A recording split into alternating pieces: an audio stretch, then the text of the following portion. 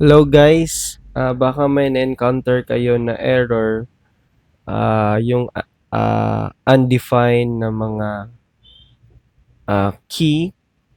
So, katulad ng try natin, katulad ng user ID na malaki yung U. So, baka na typo kayo. And then, balik tayo kay Unity. Tapos, save natin. Okay, gumana ba? Ay, ito. So, ayan. We have undefined array key user ID. So, ayan. Nasa line or statement 19. Ayan. So, baka may counter kayo na ganyan. Kasi ito si user ID hindi yan naka-reference sa database natin ha. So, hindi yan naka-reference sa database natin. So, bali ito si user ID na ito na galing kay data, which is si data, ang laman is the decoded JSON array. Okay? So, ano ba mukha ng JSON natin? So, ulitin ko, ito yung mukha ng JSON natin. Again, ito yung mukha ng JSON array natin. As you can see, yung user ID is yung U is maliit, 'di ba? Tapos yung nasa query natin, nasa PHP natin, malaki yung U. So kaya nga ang nasa error natin dito sa server response undefined array key user ID. Ayan. So kasi nga remember yung sa JSON array natin, maliit yung U sa user ID. So, ayan. So, pwedeng ganito yung gawin mo. Palitan mo itong U na liitin mo.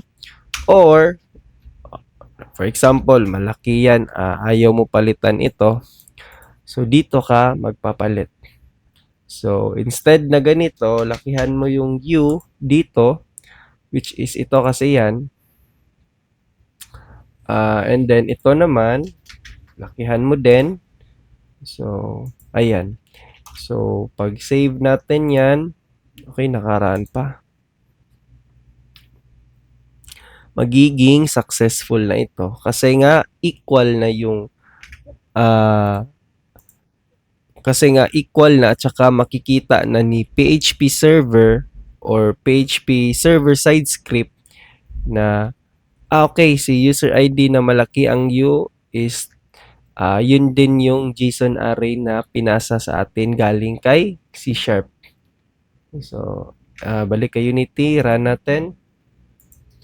So, ayan, i-save ko. Pag click ko ng save, ayun, naging successful nga siya. So, kasi nga, yung user ID natin dito, this time is malaki na, yung U. And then sa server side script naman natin is tugma sa ating JSON array. So, ganyan. So, paano naman pag dito sa item ID? Like for example, maliit yung item I sa item ID. So, palitan natin dito. Lakihan natin. I-all caps natin. Katulad ng item na ganyan. And then, i-save natin. Tapos, pag once i-click natin ito, so, mag-error itong, kasi nga, error daw si line 26. Ang error is undefined array key. Kasi nga, maliit